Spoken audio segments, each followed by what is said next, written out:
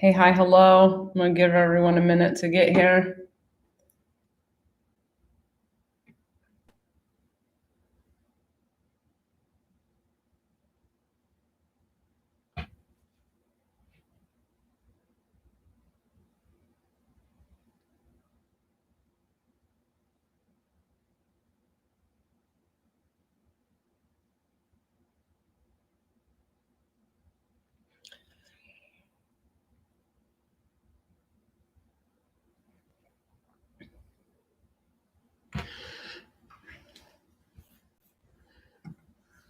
I can't hardly see your thumbnail. It's suddenly your kid's head. How funny.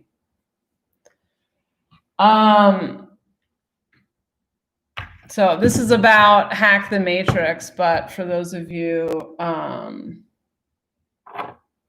just pulled down today's episode. Something didn't I usually go through and edit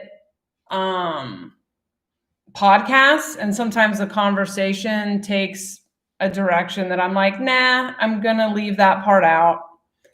And I think there was a section that I kind of wanted to take there's I wish I could just have conversations with like half of the group. Like I want to have a heart to heart with some of the group and not all of them. And I don't know. I guess I was attempting to do that on the podcast. Sometimes it's like I feel like I can see where everyone's coming from, and I sometimes want to make people see where other people are coming from. And I think sometimes that can be appropriate behind closed doors. You got two friends and they're fighting with each other, and I can be like, okay, look at their life experience though, and kind of go through that. I think I kind of did that on the podcast, and I think I spoke on the experience of marginalized communities when that's not my experience. So I feel like as a privileged white person, I should only talk about what it's like to be privileged and white, and from my perspective. And part of my entire way of communicating with the world is I have my own life experiences, and then I speak from there, and I try to speak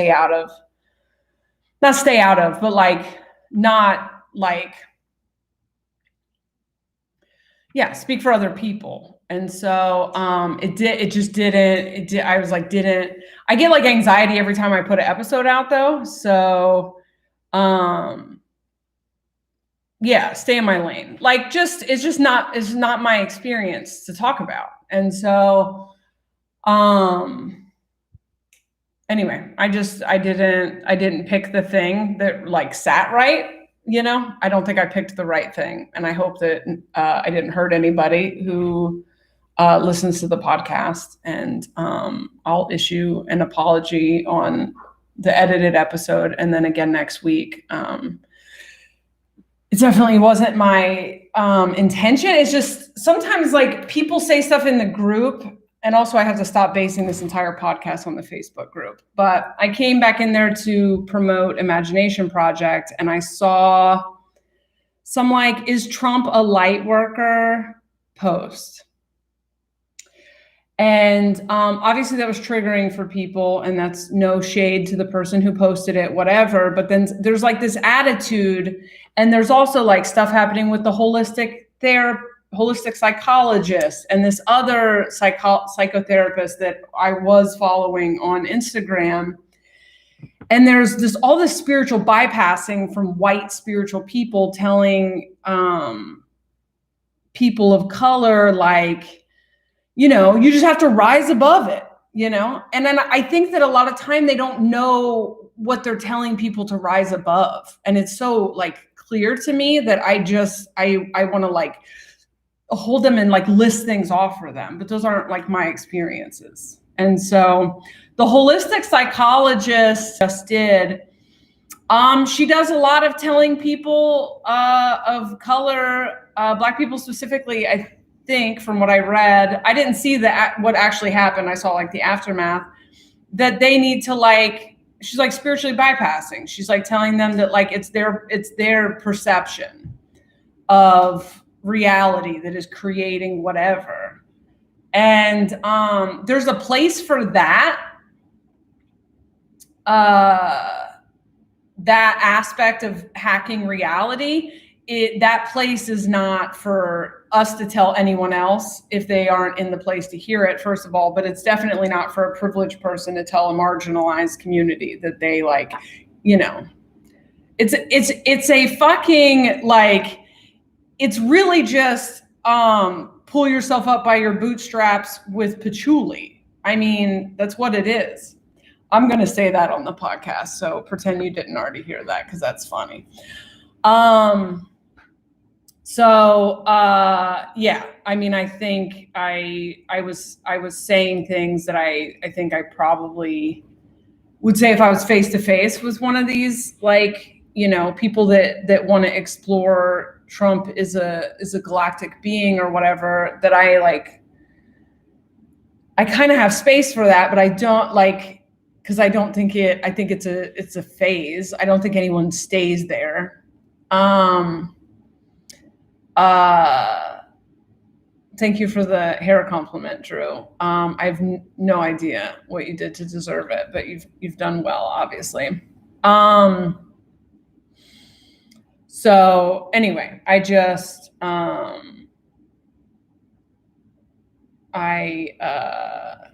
that gross, like, made a mistake feeling. You know what I mean? I fucking hate that feeling. I have it so much right now. So anyway, the cool thing about being awake and fucking things up is you can go, well, I fucked that up, and I can just fix it. You know, maybe I can't fix it. Maybe people don't forgive me, but I can admit it, and I can change what I can change, and I can try to do better. And then I can, like, as opposed to what the holistic psychologist and you're not very late, Samantha. I can't remember this chick's other name. It's super annoying to hear it from people around you, in my experience, to downplay what other people have been through. It's really hard not to want to speak out. And I think we should speak out. As white people, I think we should speak out. I don't think I did it right. And I think I have to think a little bit about how I want to do it, because, like, I imagine it's not cool to have me talking about your experience. So,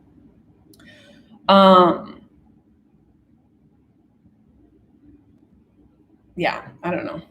I've thought about, like, I see so much shit in the spiritual community that I'm like, wow, you guys aren't educated at all on, like, any of this work that needs to be done.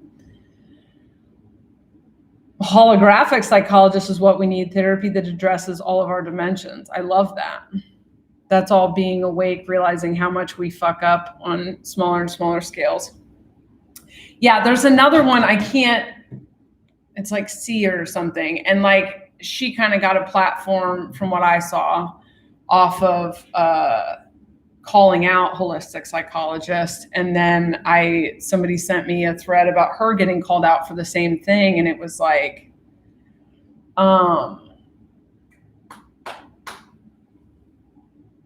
it was the same shit. It was just like, you know, you can't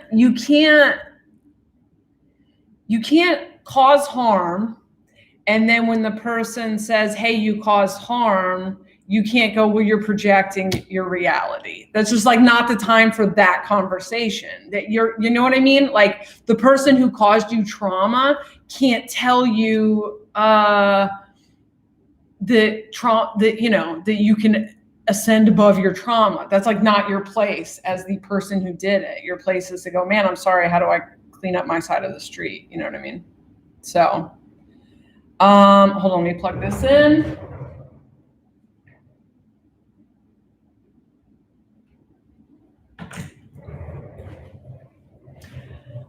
So anyway, sorry to anybody here who listened to that episode. Now I have to try to remember what Hack the Matrix. I'll tell you what, it's getting trickier and trickier to stay awake. I hate this fucking light.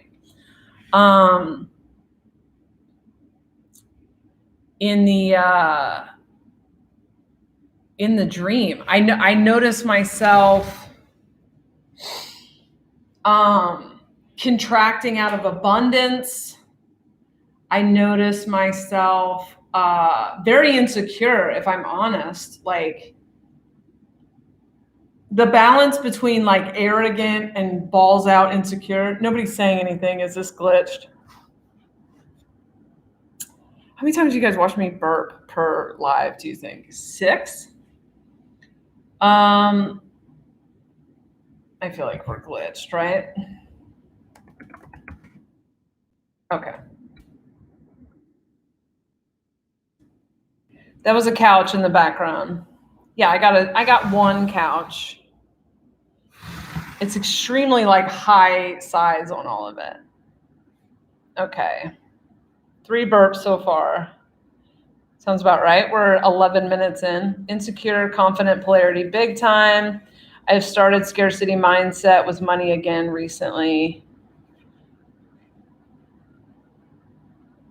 Okay, well, I have a couch. Let's not get carried away. I have a couch. That is definitely a piece of lawn furniture. My kids are coming back, so like that's going to be a workout space.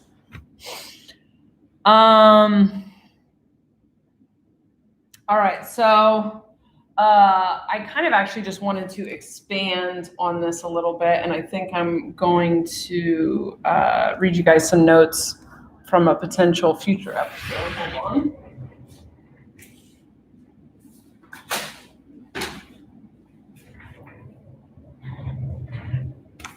So Nikki was here, and we were talking about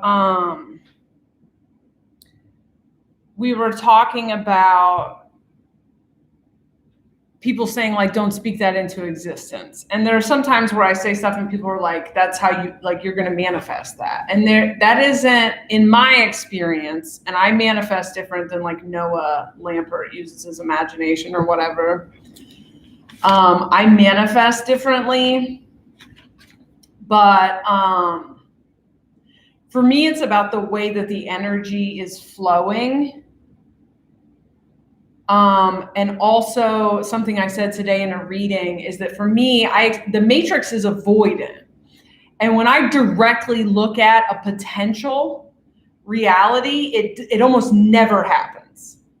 I think the matrix likes to, and I think this is in Tufti the Priestess, where the matrix likes to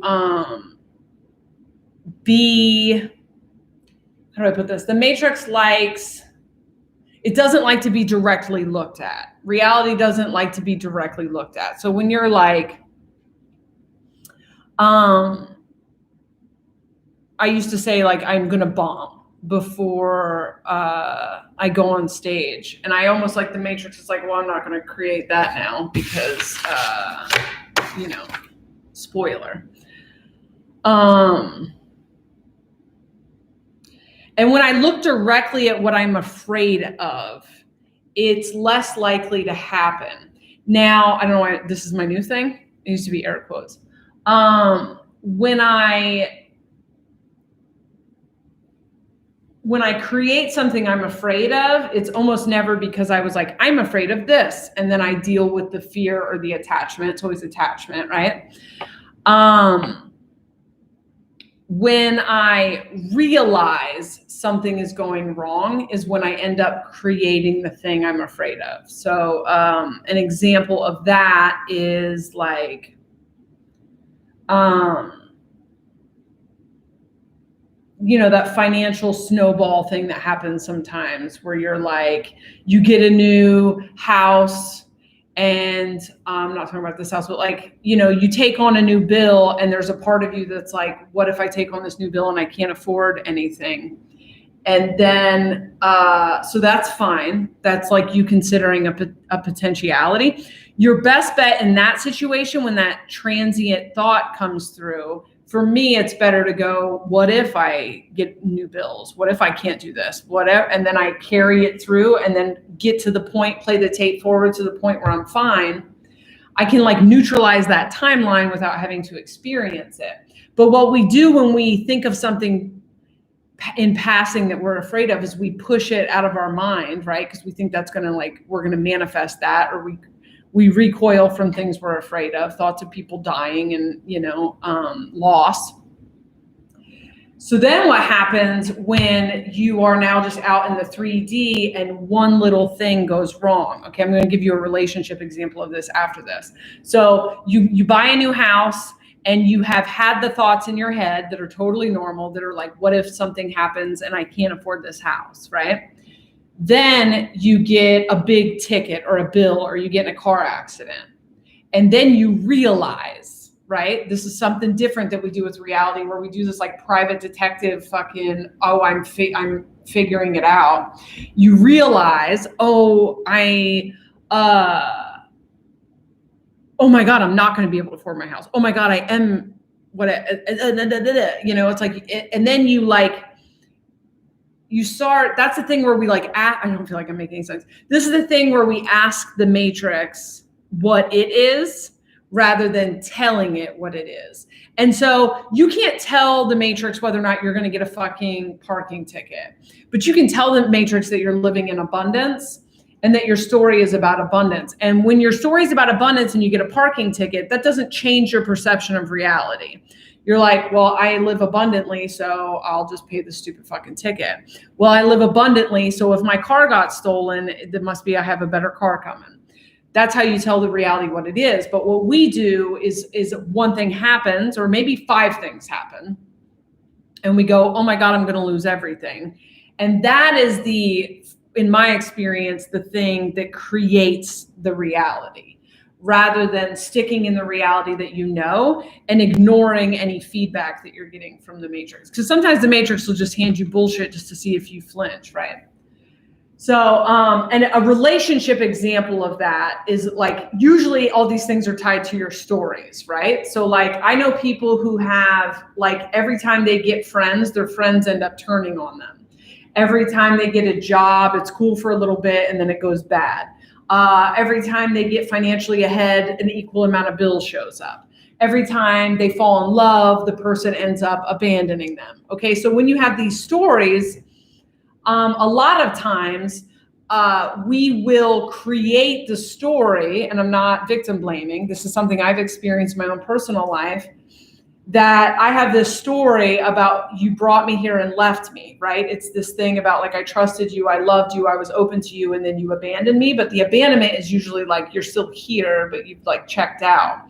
And what I've learned through like healing all this stuff, like processing the trauma, dealing with that side of it, is that I can cause a lot of that because I'm fucking looking for it. So here my partner has a bad day, and he has a bad day, and I go, oh my God, here it is. They don't love me anymore. They brought me here and left me here. I destroyed an entire relationship because, he got really into a video game, which just like, I just lined up to my abandonment wound and then fucked it up. So an example of this is Mark came to town.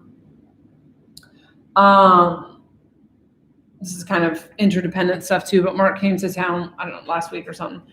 And we hadn't seen each other in a few weeks, and like the buildup of missing each other was like big. And he was actually supposed to come a week later, but he moved his flight up because we missed each other so much. So obviously I have like big expectations, right? Like big expectations of what this is going to be like. And then Mark was just having a bad couple of days. Like he was just, I don't know what that, like depressed or whatever. And when he's like processing stuff, he goes way, way deep inside of himself, and he's completely like inaccessible. And that's like distance, and distance is triggering for my attachment system. So he got here, and it wasn't this big, exciting whatever the first day, because he was already like, was like 24 hours into a funky whatever. And it was really interesting to stay conscious during this, because I have already been, I'm very fragile right now for me. This is like, I'm not back 100% yet from everything that happened with the tick and everything. And so everything feels very, I don't feel like I have 2 feet on one square yet. So I'm pretty insecure. I'm pretty thrown off my own like center, and I'm trying to recenter, but I activate very easily, and I've been activating on everyone I care about, and it's exhausting. And so he got here and it wasn't what I expected, which the expectations are a great way to get your ass handed to you. And then I was like, trying to stay awake all day in it because I'm like, oh my God, I moved away. And it's like, the story is like, boom, the slightest bit of distance. And my story is like, I moved away because this is the end of the relationship. It's over, like whatever. And that's just my attachment system's that fucking fatalistic. If you're my friend and you have like not returned a text when I was having a bad day, you know that I think the credits roll very easily for me. And it was interesting to like stay awake in that and like have those thoughts and have those feelings and be like, this is my story. This is what I do. Now, in past relationships, first of all, an aside, codependency, the codependent model says that I get to be mad at him for having a bad day, right? I get to say, I thought that we were going to have fun, and then you came here and you've been distant and whatever. Like, I'm allowed to do that in the codependent model, right? Like, society would be on my side, which is bananas when you think about it, right? Because it's like, I'm telling you how you should feel. I'm telling you how you should be experiencing your reality. Just because you came here, you should feel this way. It's like, not leaving any space for people to have their own experiences. But I also would have acted out. Like, I would have acted out and I would have ruined the entire trip. But I was able to sit in my own, I was able to recognize my story and then able to sit in my own, and this is new as fuck. So please understand that this is not typically how I would handle it. In my twin flame relationship, the opposite. I was able to like, and I was like being on, like the whole time I had to talk about like to stay awake. So I was like, you like me though, right? Like you're not mad at me. And he's like, I'm not mad at you, Jess. I'm just in a fucking weird mood. And I'm like, okay. And then but I'm like my cortisol pumping through my system. And we're mutually in a bad spot together. And, what would have happened in that situation if I was just slightly less conscious to my programming is I would have done some sort of protest behavior, silent treatment, some weird performance where I drop him off and go somewhere else or cry or whatever the fuck. And then I would have made it weird. And I would have probably made the rest of the trip weird, which then would have confirmed my fears that he's brought me here to leave me. And I would have created this prophecy myself. And we do this all the time with so much shit. And it's interesting. We do it with money because money has to be this free flowing thing. And when we get like a wind of like lack or scarcity, we contract. I've felt myself do this recently because there are people I'm like helping out right now who aren't, who've been affected by COVID, whatever. And I moved into this house, and for some reason, the first thing I thought is like, what if I can't help people?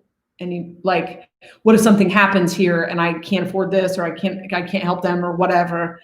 And then I just like energetically, I like contracted in that fear. There was no evidence that was going to happen, but I like stepped into that energy and I started operating differently. I started thinking like someone who's experiencing scarcity. I started talking about scarcity like that. It's so quick. It just feels like it takes 100 years to get into flow and 5 minutes to come out of it. And then I start creating it. I'm creating it because I'm not like living in that like free spirited, like flow state. And so I have like, I created a dam. So these are very important pieces of hacking the matrix that I feel like toxic positivity misses. And I don't know anything about the imaginal techniques. And if those work for you, that's great. For me, manifestation has to be a huge part of like my day-to-day interacting with the matrix. And this pushing everything we're afraid of out of our head, rather than now, to get out of this scarcity that I have created, I have to talk about it, right? I have to look at the thing and be like, okay, what made me create it? Because these are just like thoughts are just floating around. There was nothing. I didn't need to grab a hold of that one and make a movie out of it, but I started to. And now I can feel it right now. This is the beginnings of me creating this like scenario where there's scarcity. And so I'm like, okay, it's the same thing when I was talking about famine. I didn't think it was definitely going to be famine, but it had like synchronistically crossed my plate enough times that I was like, okay, my solution to this is just be a little bit prepared. I don't think it's going to be famine, like people are starving, but I played that tape forward because that elicited fear in me, right? And I go like, oh my God, what if we don't have food? And then it's like, okay, so what if we don't have food? What would I think if I was in that space? I would think, man, I wish I had bought a couple bags of rice. So I'm like, okay, I'll buy a couple bags of rice. If I go by the perception that we won't lose anything that we need, then what does that tell me? That we don't need food the way that we used to eat food. Okay, blah, blah, blah. So I play that forward to where I'm not afraid of that anymore. I'm probably, I'm wishing I liked rice or was a little bit better at cooking rice, I guess I should say.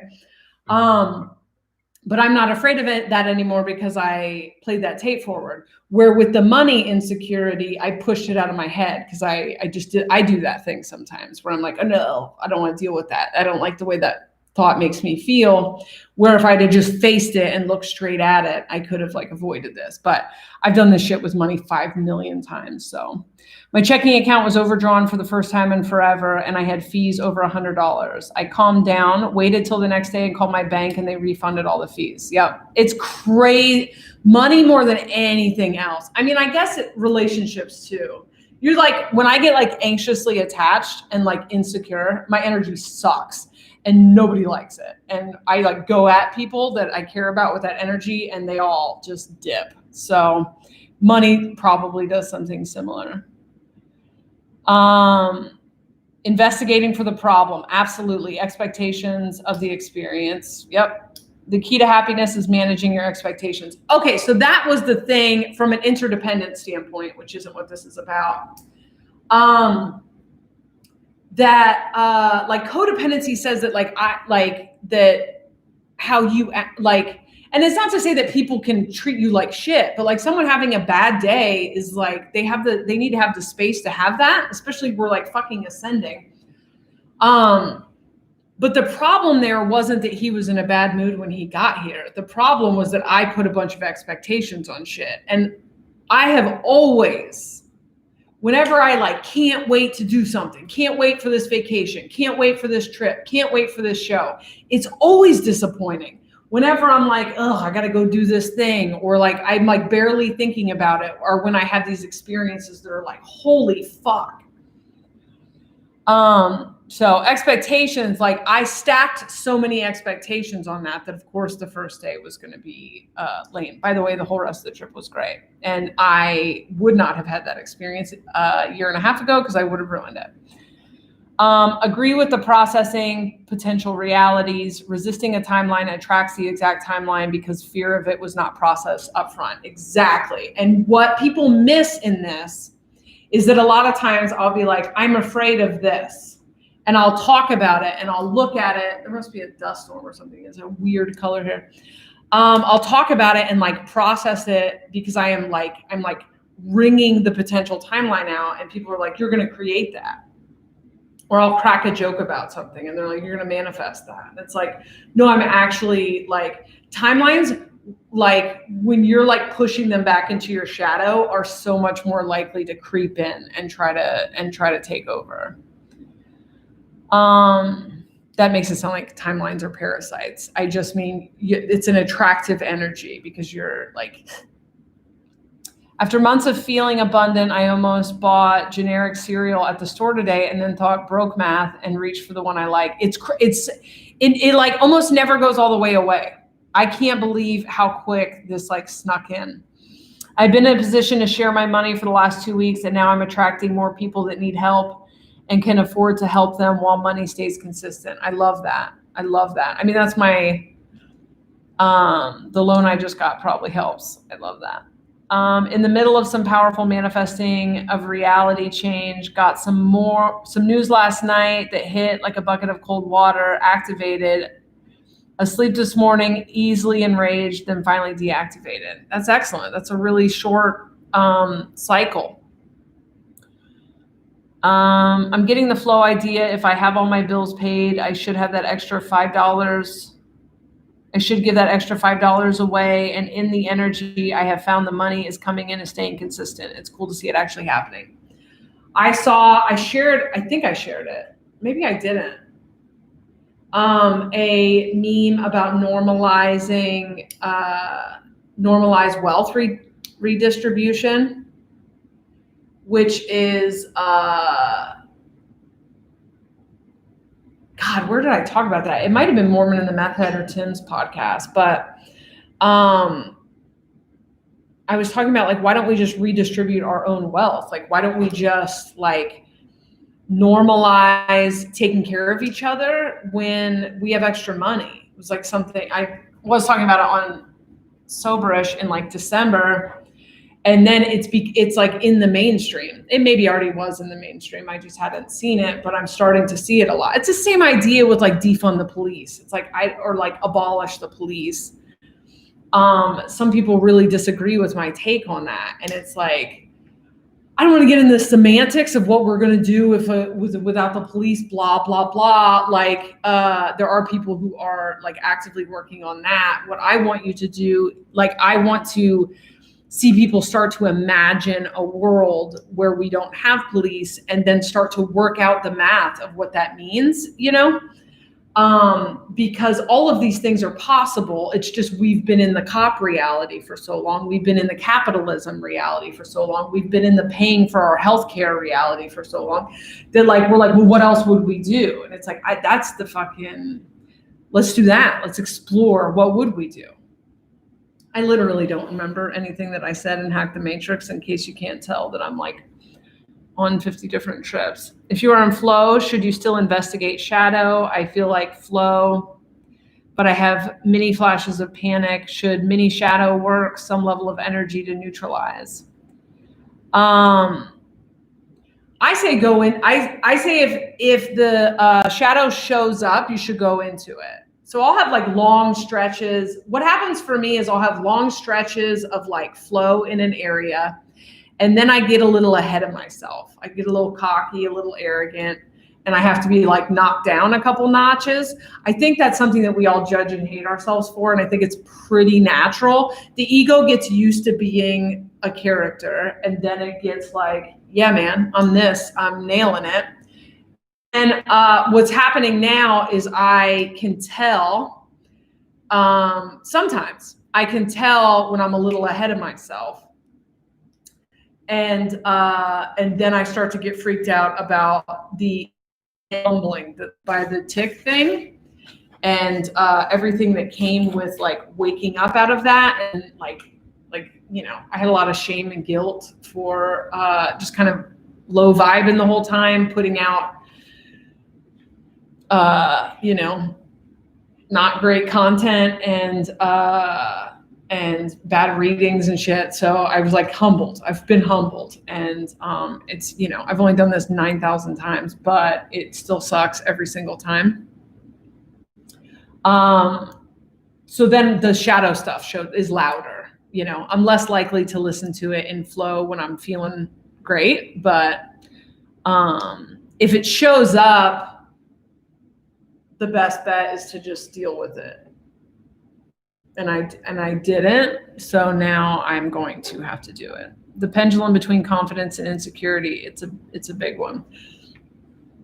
It is. There's also like, I guess we all love the confident versions of people and like not necessarily the insecure versions of them, but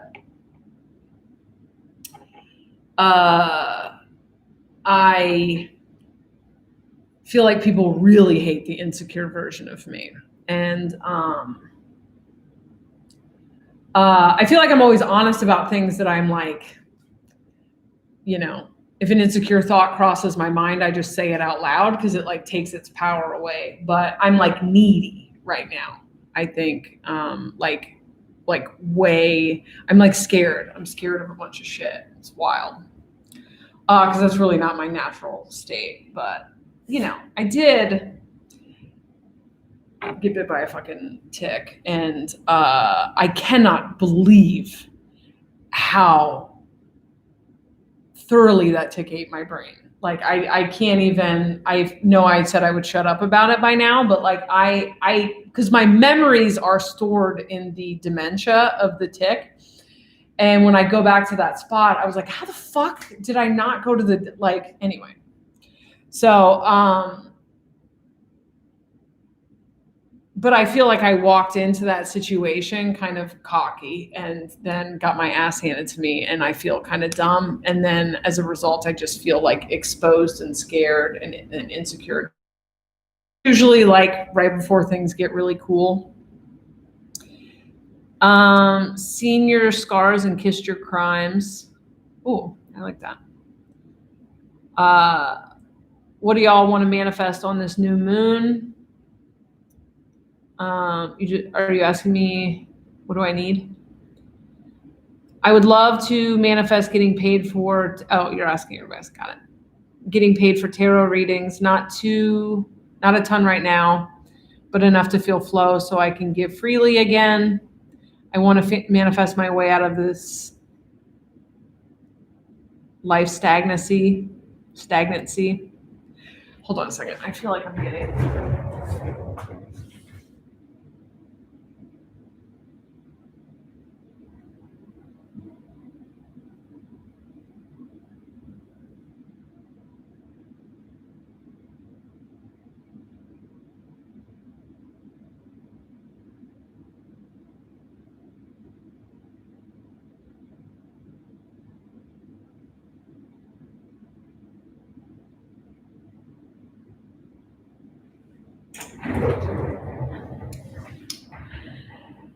Let's talk about how I put my ex-husband in charge of filing for our divorce. And yes, we've been separated for 3 years. And he put Reed as my maiden name. He did not know my birthday. He did not know my middle name, which no man I've ever loved has known my middle name. And he did not, Reed is my first husband's name. My birth name is Garcia. And I was married to this man for 10 years and he put fucking Reed as my birth name. Anyway, that's him laughing about it.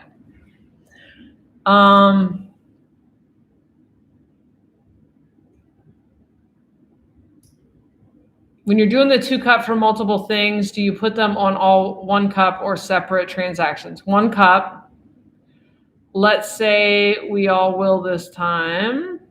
I am in pathopsychology. Parasites are real on all dimensions. Ticks are gross, and it's weird to know shit like that can literally eat your brain and have profound negative consequences. I've thought so much about the so the things that are on the tick, the spiral, and I don't know if it's Lyme disease. I didn't get a test. I don't need to get a test. I was fucked up. But the things corkscrew into your tissue. And I don't know if it's because it bit me on the scalp or whatever. Also, that fucking, where it bit me took months to heal. It almost like it came back to like be like, bitch, get this fixed. But it's crazy that it attacks your brain with fog, so you're less likely to do anything about it. Because like if my brain was functioning, the way that my knees hurt, anyway, I'm gonna shut up about it. It's just crazy. It's crazy to be sick and not know you're like, this is crazy. It's crazy, crazy, crazy. I'll be co-imagining that for you. It's a funny joke though.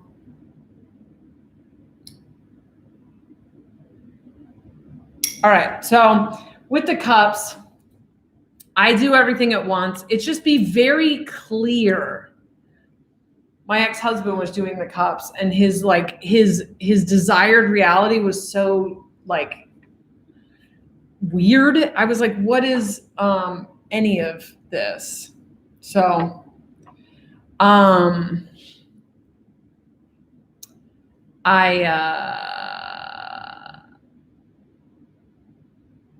want to do a video on it, but you don't want to have, so if you want, let's say, want to make money in, manifest a way the fuck out of this all my life stagnancy.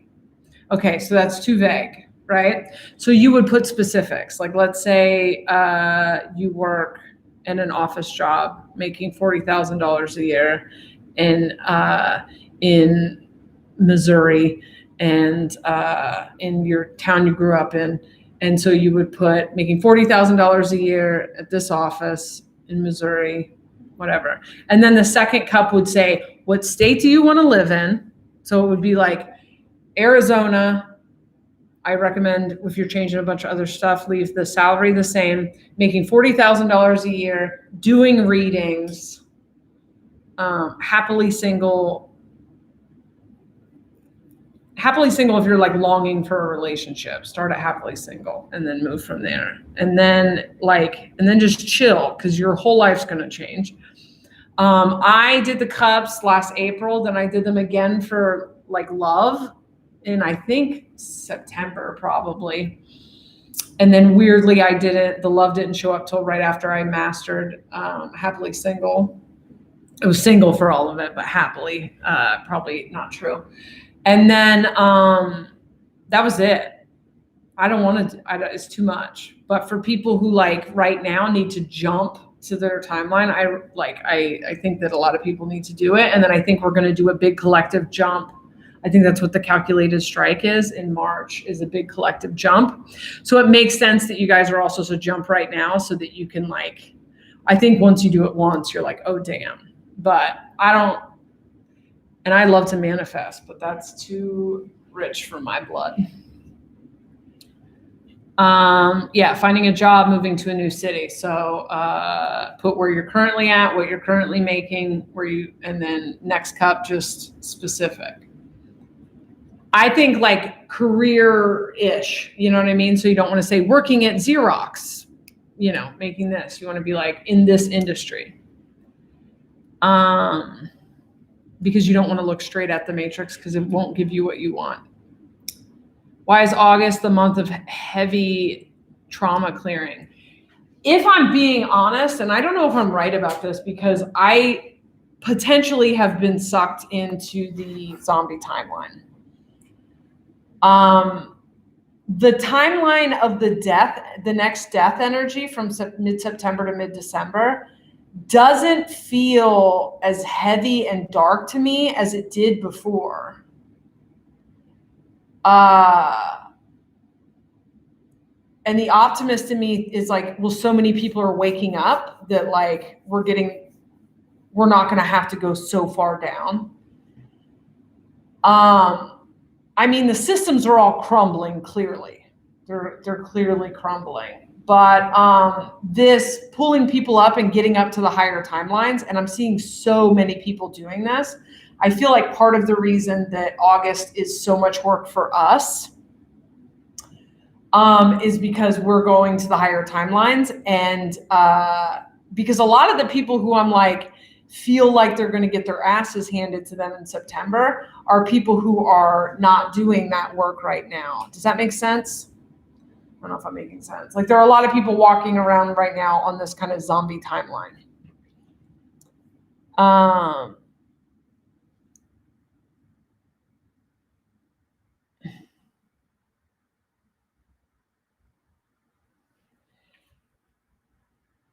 So debt forgiveness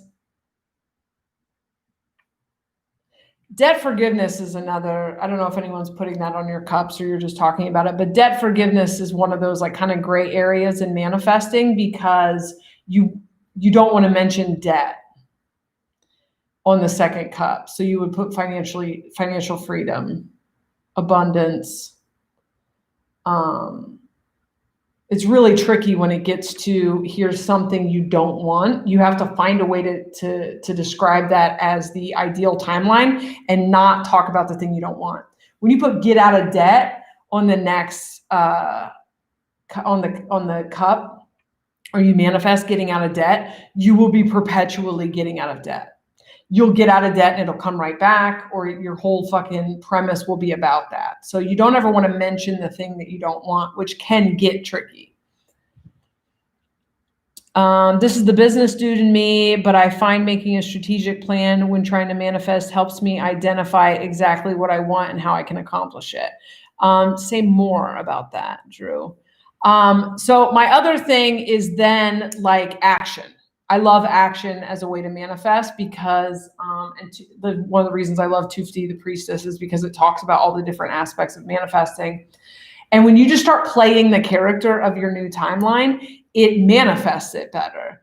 So if you put on your timeline that you're living in Missouri and you want to live in Arizona, and that you're working in this industry and you want to work in that industry, I just the next day, or like immediately after doing the cups, my life becomes consumed with my move to Arizona. Like I am on Zillow, I'm researching houses, I'm researching jobs there, I'm looking into if I have kids, school districts, like immersing yourself in the character of someone who's moving to Arizona clicks you onto that timeline so fucking fast. If you want to change careers, like make that solid, look into that, research it from the standpoint of someone who can accomplish it. Working on manifesting a nature show, probably going to have to do a tick special. Yeah, you should. I feel like getting too specific is setting yourself up for lessons to show you about attachment. Yeah. You pick the movie, and the universe, the Matrix writes the script, is a great thing. So like when I put my new career, I put entertainment, which is, I am essentially an entertainer. It all fits in the entertainment thing. I didn't know that I was going to be doing readings yet. Reading showed up as an option. I didn't know my, Patreon would be success. I didn't have a Patreon yet. And so these all qualifies as entertainment. Actually, everything that I have going on qualifies as entertainment, which it seems like, duh, you make money in entertainment. But I can tell you as a, sorry, I'm covered in hives. I sat on a hot car seat and it triggered one of the worst hive outbreaks I've ever had. So I am just doing this while I'm talking, and should probably let you know it's hives on the back of my leg. All right, Drew said, so creating overarching goals, objectives that would lead to that, and action items I can do to help me move towards those goals. Exactly what you're talking about right now. Absolutely. Absolutely. Sometimes when people want to manifest stuff, it's so fucking vague. And it's my favorite things to do readings on, or intuitive counseling sessions on, are anything to do with relationships, codependency, interdependence, and anything to do with money and hacking abundance and reaching your goals. Like if I could just do that, those are my favorite knots to untie. Definitely having a storm, definitely have so much cardboard that I need to put outside. What do I mean by zombie timeline? I did an episode called Zombie Timeline like 3 weeks ago that only half of you got access to for some reason. But the alien said that this summer would be like Pet Cemetery, like we were all going back to normal, but it's like not going back to normal. And that it was the illusion of things being back to normal was so intoxicating that while we lived through the summer, we would be kind of burying our heads in the sand and pretending that this wasn't a huge shifting of the reality. I'm going to kind of stop saying apocalypse. Apocalypse means unveiling, but I feel like not everyone knows that. So, and then back to the action thing. So sometimes people are like, I just want to make money doing art. And I'm like, what kind of art? And they don't really have an idea or like anything actionable. And often it's because they just don't want to work their job, which is fine. but they're like coming from a place of like, I don't really know what it is I want to do yet. I just know I don't want to do this. And you have to get a little bit further in the process in order to manifest it, because actionable things are, it's the best manifester. When someone says, I want to create a nonprofit, there's nothing about that has to be a fantasy. Just get on the phone, get on your computer, get in Google, start taking notes, start researching, do every step that you can do up to that point. And you're just like stacking weight onto that timeline that you want, and action propels things forward. So I love that, Drew. And you'd be surprised how often random things start coming into play and push you towards your goals. Yeah, you're telling the game what the game is. And that's the thing that we come from this place that like everything is like elusive. And abundance is just a waterfall. And your cup and the relationship with your cup is the variable. Your ability to walk up to the waterfall without being afraid of it, or without thinking you're not worthy of it, or bringing the right size cup, or not bringing cups with holes in it. Like, that's the trick.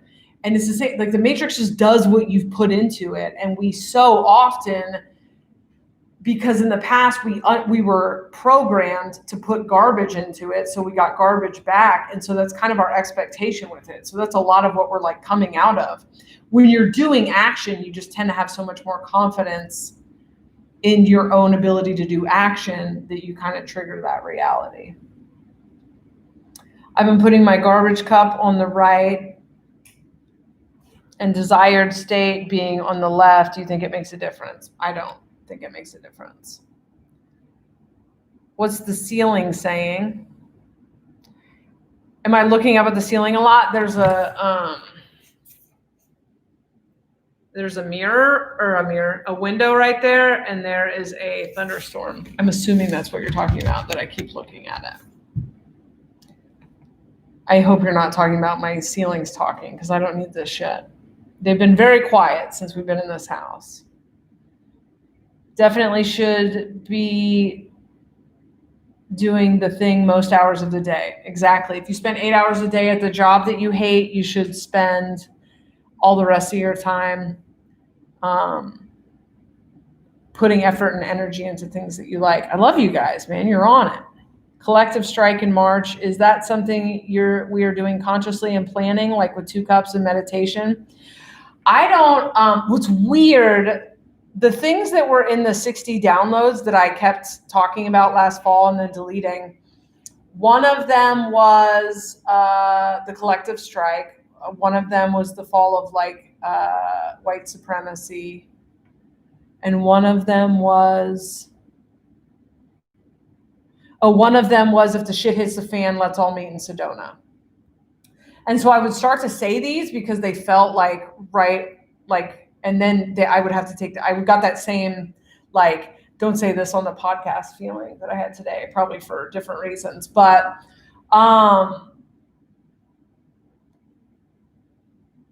the collective strike feels like enough people are conscious on the planet and kind of tuned into one collective that the meditators meditate, the timeline jumpers timeline jump, the witches bind,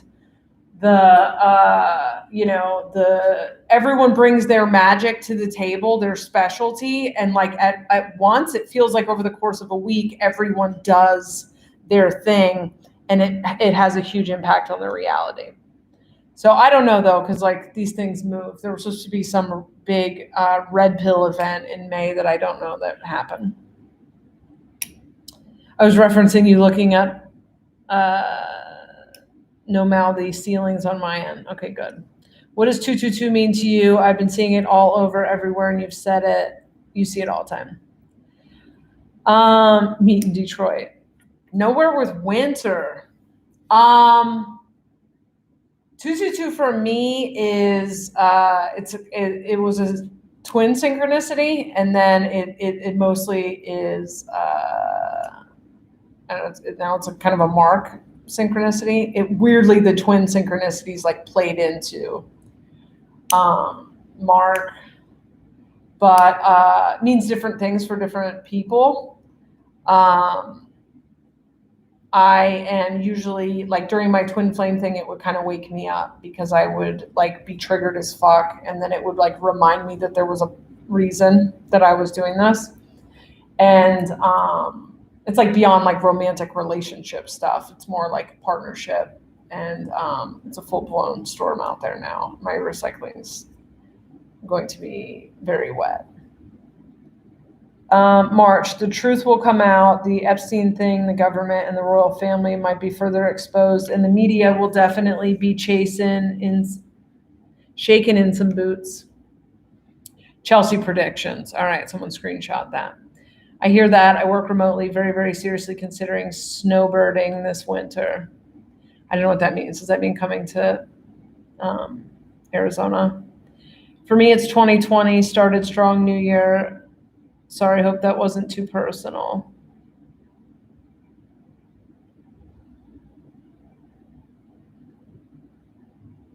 Oh, 222. Gotcha. My twin's birthday is 12/22, and I get that synchronicity constantly, 12/22, 12/22, 12/22.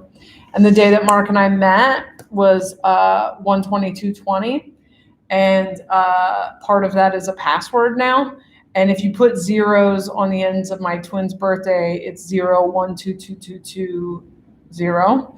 And the day that Mark and I met was 0122220. Capricorns are way better. I don't know what that means either. I agree. I love Capricorns. Capricorn is the only sign that's not in my chart. I mean, it's in my chart, but I have no anything in it. It's the only thing. I have something in absolutely everything else. We will be waiting for you to telepathically beam out of the apocalypse address if we go to that timeline. I have a feeling, yeah, if we just all meet in Sedona, we'll find each other. Sedona's not that big, and it's like so many fucking... I personally will be at the airport. I think it's the airport vortexes, my old stomping grounds. What's in my Cancer? Oh, wait a second. Did you just call my bluff? God damn it. Yesterday I was like going through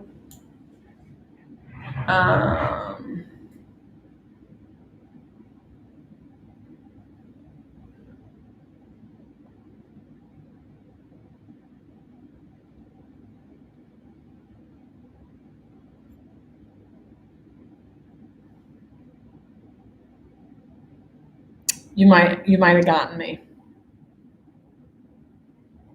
Where's my chart? Okay, there we go. For as much as I cry, you're right, no Cancer. Pisces, Aquarius, Aries, Aquarius, Taurus, Leo, Scorpio, Sagittarius, Libra, Aries, Libra, Virgo, Gemini. So I have Taurus, I have Virgo, I have Scorpio, I have Pisces. Yeah, so no Cancer, Capricorn, nothing on that. That's time passages is what I was using. I have nothing on that axis. That's interesting because that I don't know if that means anything, but that eclipse axis really had a huge impact on my life. Twos are about partnerships and choices to me. Yeah, that's a good way to put it. We'll be waiting for you to tell. Okay, It's so funny that you were like, "What's your Cancer?" And I was like, "Just kidding." In the fourth house, I have. Okay. Also, I mean, I don't know if you guys have seen my. Is that I gotta show it? Too bright. I don't know if you've ever seen my chart, but it's pretty spread out, and nothing in the 4th or the 10th. 4th, 10th, or 12th, I think, are all empty. Do you guys like this? That was time passages.